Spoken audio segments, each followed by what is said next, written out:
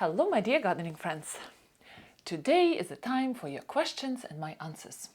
It is very cold outside, sun is out, but it's so windy, so there's no way I'm going out. And today I'm answering your questions. By the way, thank you all for submitting them. And I decided to break this video into two sessions because there are a lot of questions and I do want to pay attention to each one of them. So here we go. The first question is from Amy. And she said, "Thank you for doing a Q&A. How fun. My question is in regards to soil.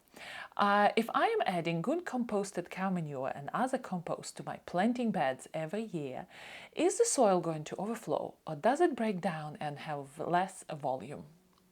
Well, you have to keep in mind that whatever you put in the garden, there's plenty you take out. So you do take vegetables, trimmings, whatnot. So it's a very slow process, and soil very rarely does overflow in a short period of time. But there is also a question about adding compost every year to the soil. And we had a very interesting discussion about it in our master gardening programs the other day. And believe it or not, when the testing of the soil is done, the suggested amount of compost or organic matter, let's put it this way, organic matter should be around 10% for the best health of the soil.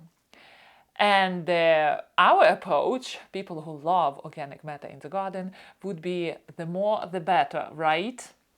And believe me, a lot of people are suffering from the same mistake. They do add a lot of compost every year, and as a result, the soil has so much organic matter that it's really not healthy for plants which are growing in that soil.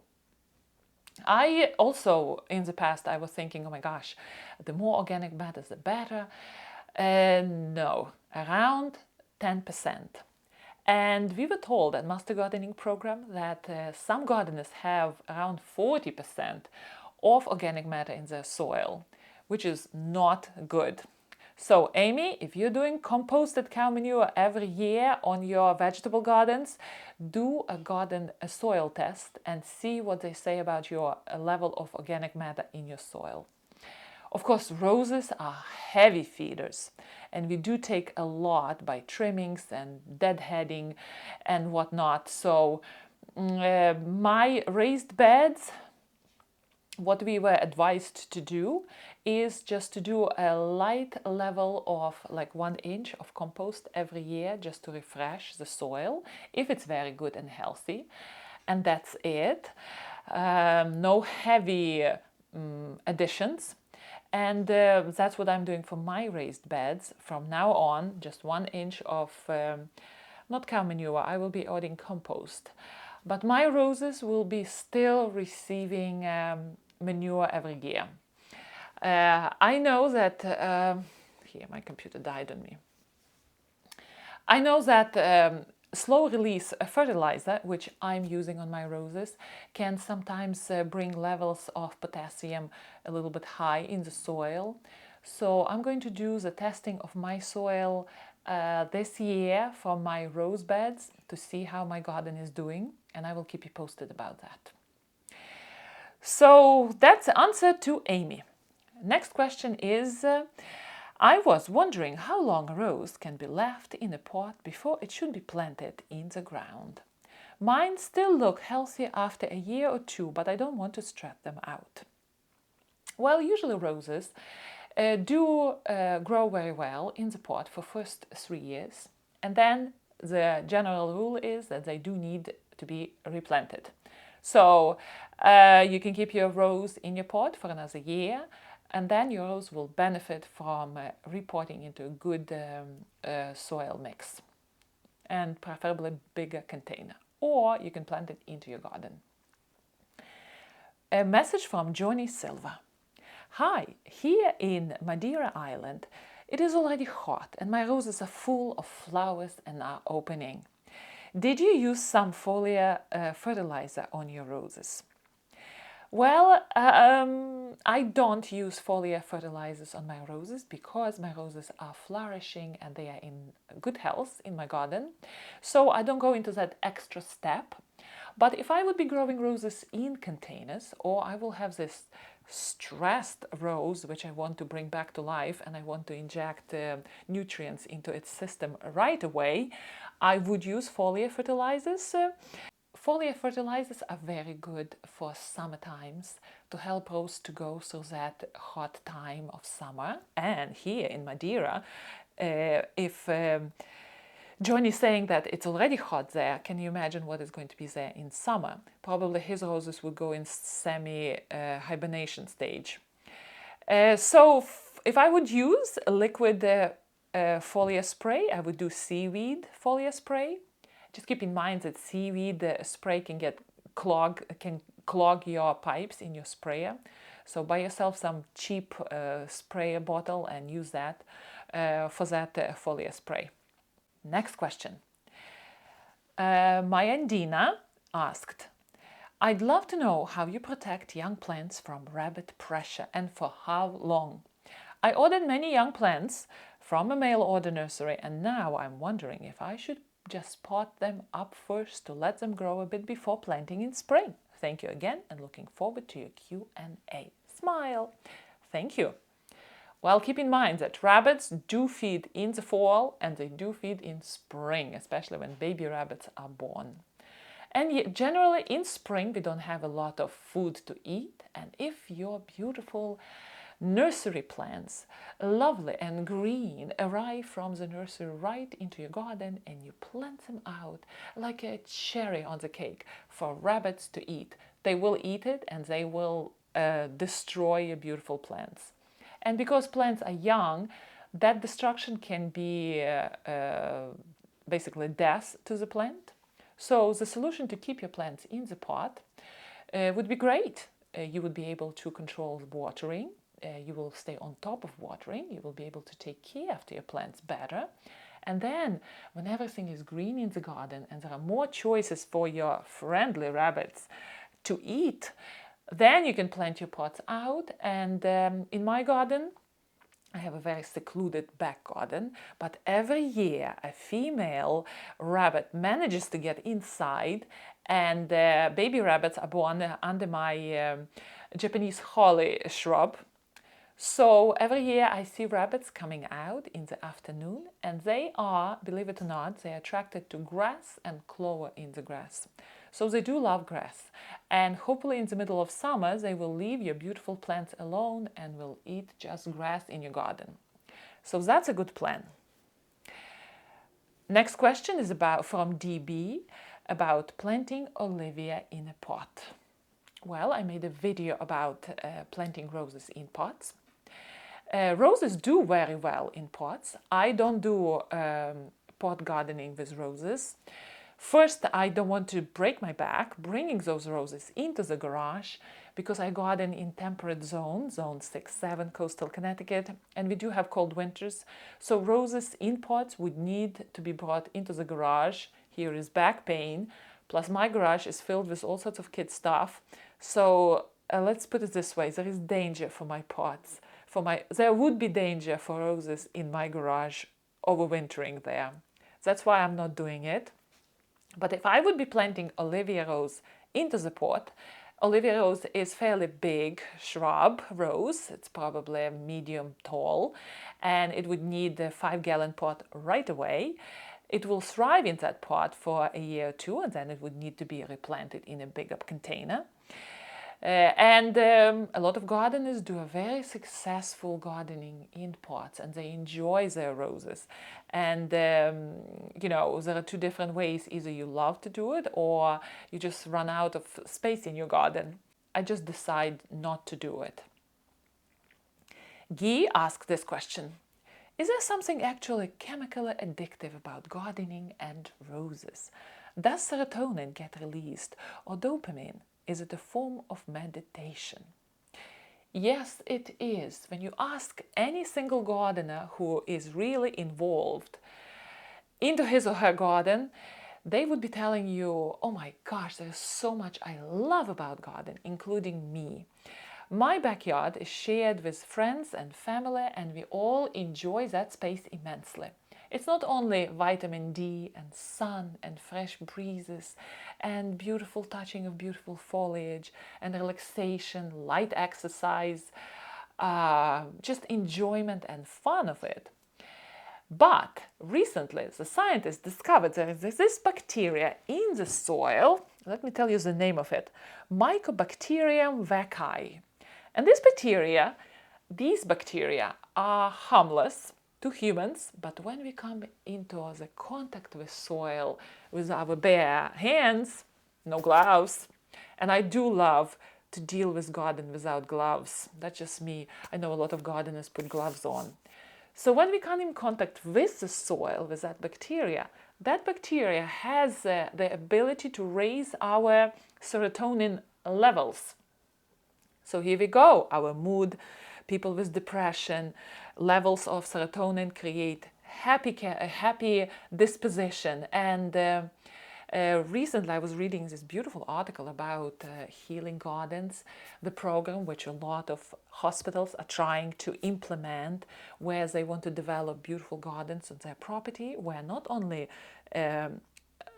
patients but personnel can come in and enjoy a little bit of greenery, a little bit of green space. And it is scientifically proven then that people heal faster when they are in the gardens.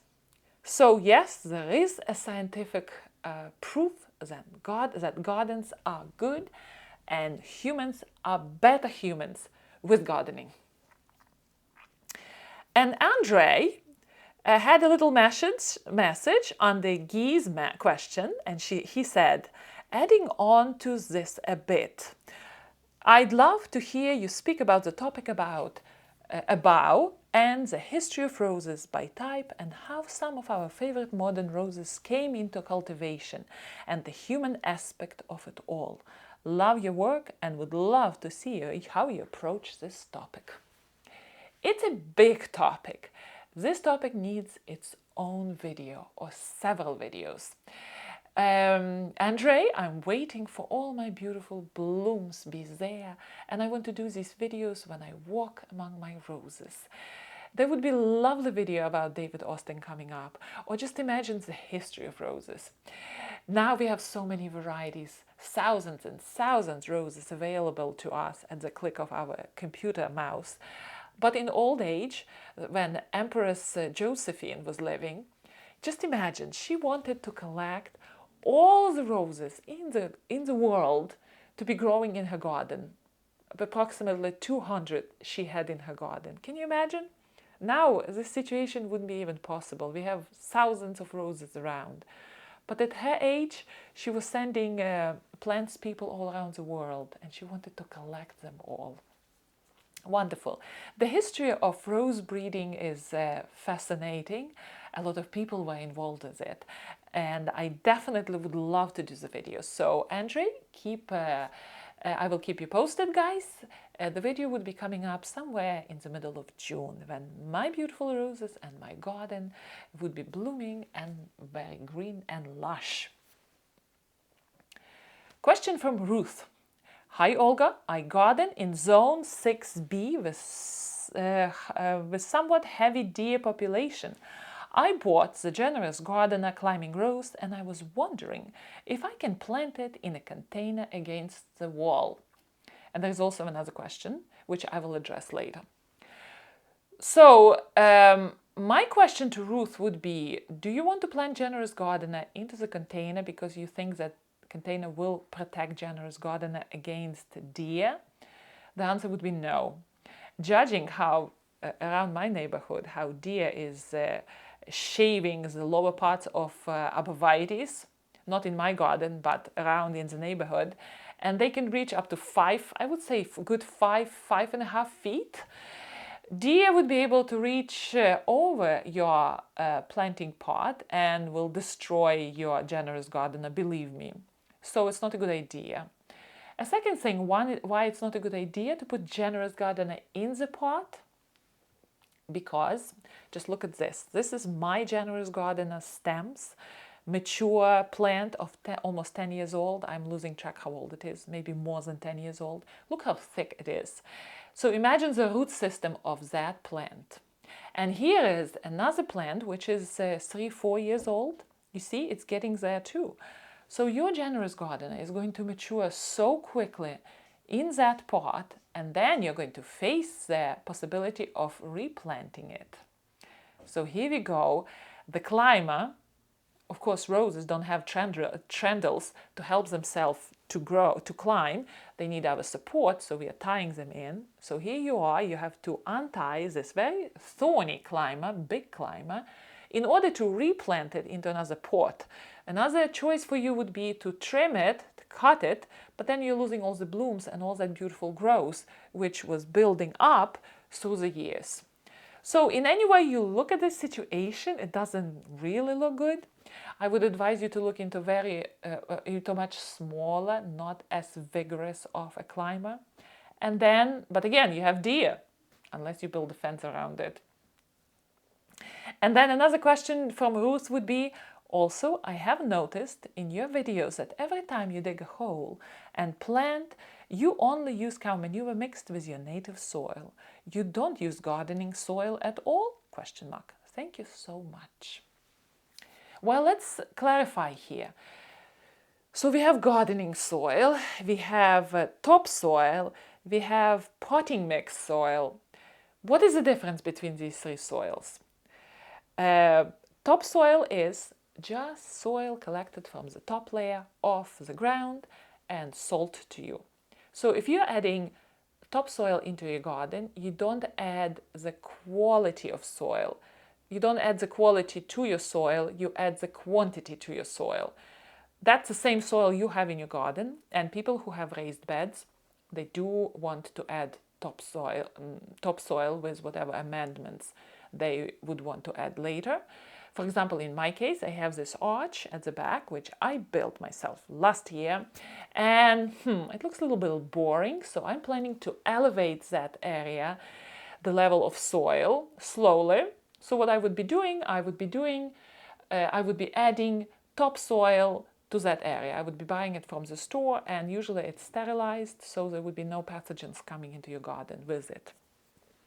On the contrary, garden soil is a combination of topsoil and whatever additives which improve the quality the company decided to add. So usually it would be topsoil with fertilizers and some sort of lightening agent which makes the soil lighter. You would add that soil wherever you want to improve the quality of soil. And then potting mix, the mix, usually it's soilless, sterilized, which is very light, which helps the plants roots of plants to grow very well in pots. Also, it's very sterilized, and usually reputable manufacturers add nutrients to that soilless mix. So the reason why I'm not adding gardening soil to my garden, to my soil in my garden, would be I don't have a need for it. I just want to improve the structure of soil. That's why I add well-rotted cow manure. And why do you might say, oh, she's doing manure, that's a golden thing I can do too. No. As long as you are adding to your soil proper amounts of organic matter, whatever is available around you, for me it is cow manure. I can easily buy it from my local home improvement store. I don't have access to the farm here, but you can have access to different organic matters.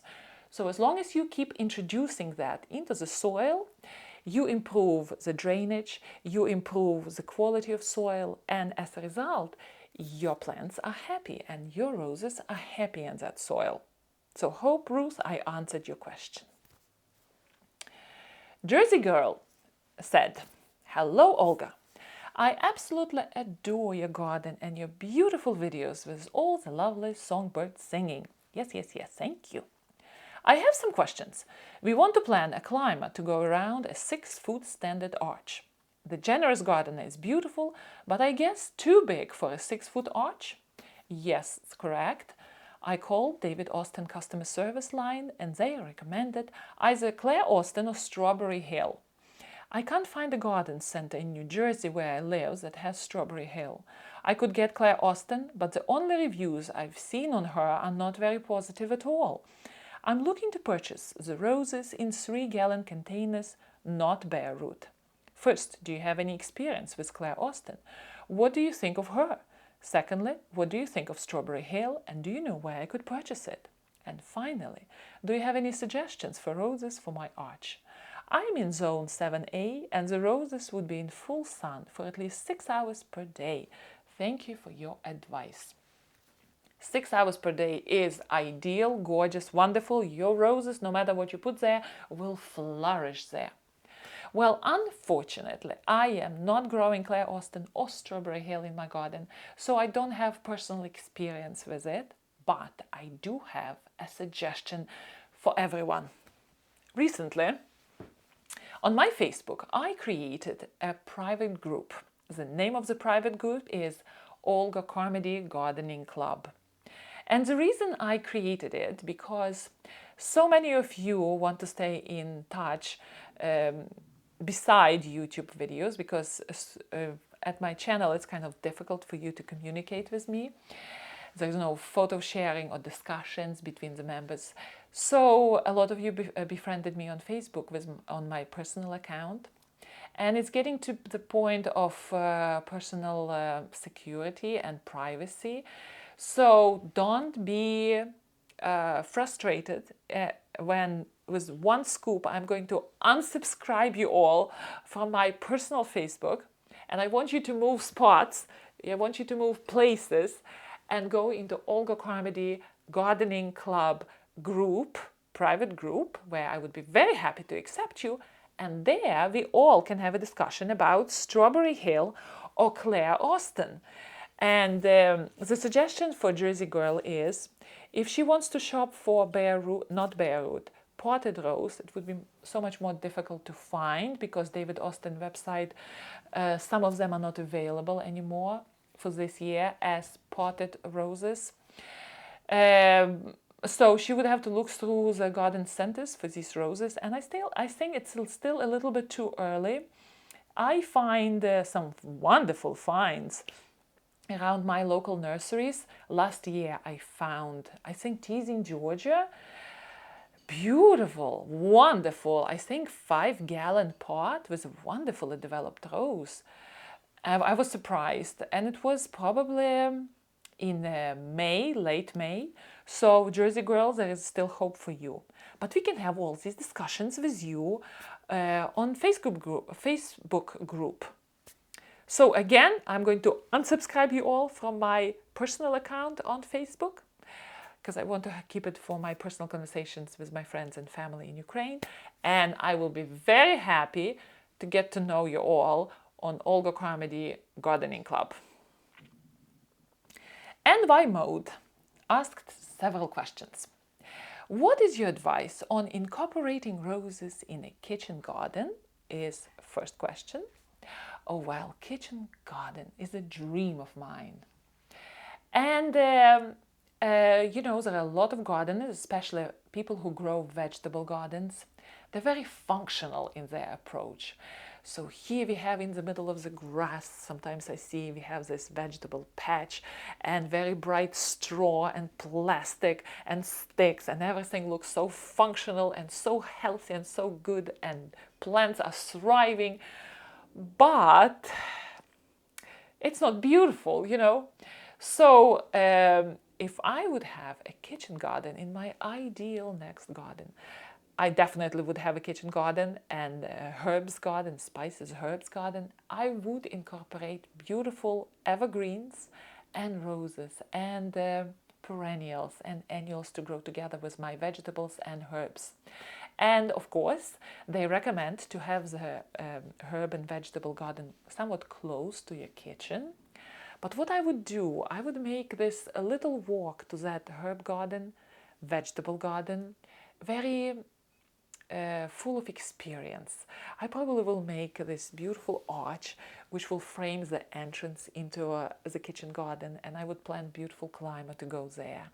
And then when you go through the passage, through the arch, I would make this big open sunny space because vegetable gardens do love sun. You can't plant vegetables in shade. And I will have this effect of coming from the shade into the sunny location, and everything is blooming, and vegetables are intermingled with roses and blooming perennials and evergreens. And that would be an experience. Instead of just going to a chunk of land to collect, let's say, parsley for my soup, I would go in, and that would be an enchanting journey in a way for 2 minutes. But still, it will add so much enjoyment to my day. So definitely roses in kitchen garden, definitely. Second question, what are the best companion plants for roses? I did do a video about it, so here it is. Hopefully that video would be helpful. And the last question, could you go into more detail on growing roses from seed and the stratification process? I must say, I never grew roses, particularly roses from seeds.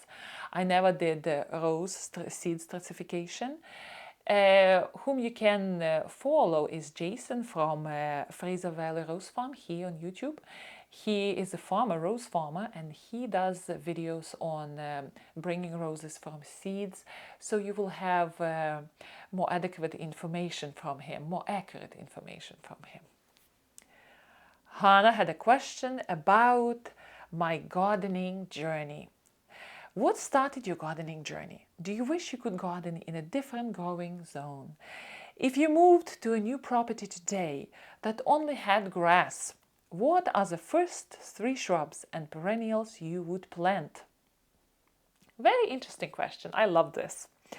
What started my gardening journey? Well, I grew up with a garden. I grew up with my parents' garden in mountainous area in Ukraine, and the food was very seasonal. There was a lot of it at some times, and there was none of it others.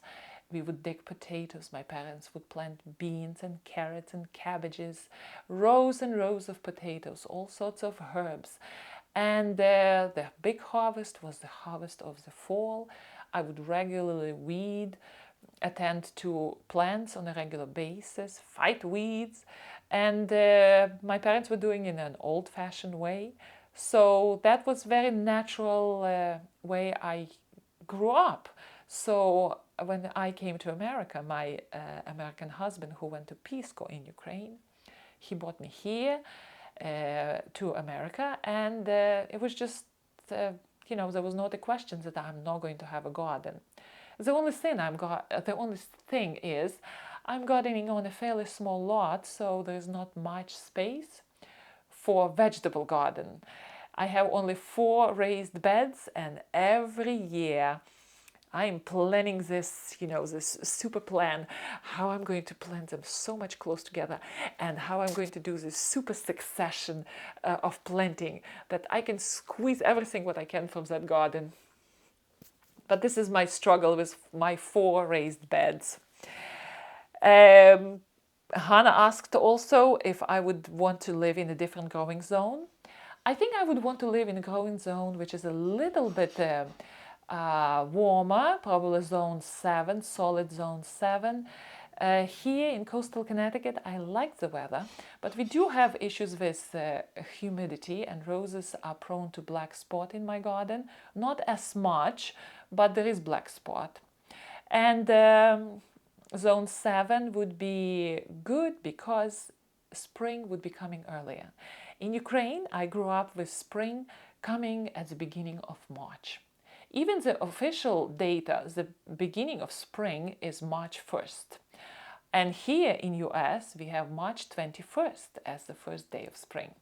So spring is long and slow here, and I'm always waiting and waiting, and here comes March, and here comes April, and finally at the second part of April, everything is starting to bloom and grow. And April 15th is our last frost possible date. If you would move to a new property today that only had grass, a plain canvas to paint your garden on. What a dream! So what I would do, first thing, I would take a spray paint And for several weeks probably I would be walking that land, let's say 1 acre, a good chunk of land, right? I would be walking that land left and right, up and down, and I would be thinking about these big sections. I'm going to divide that land into parts of the garden.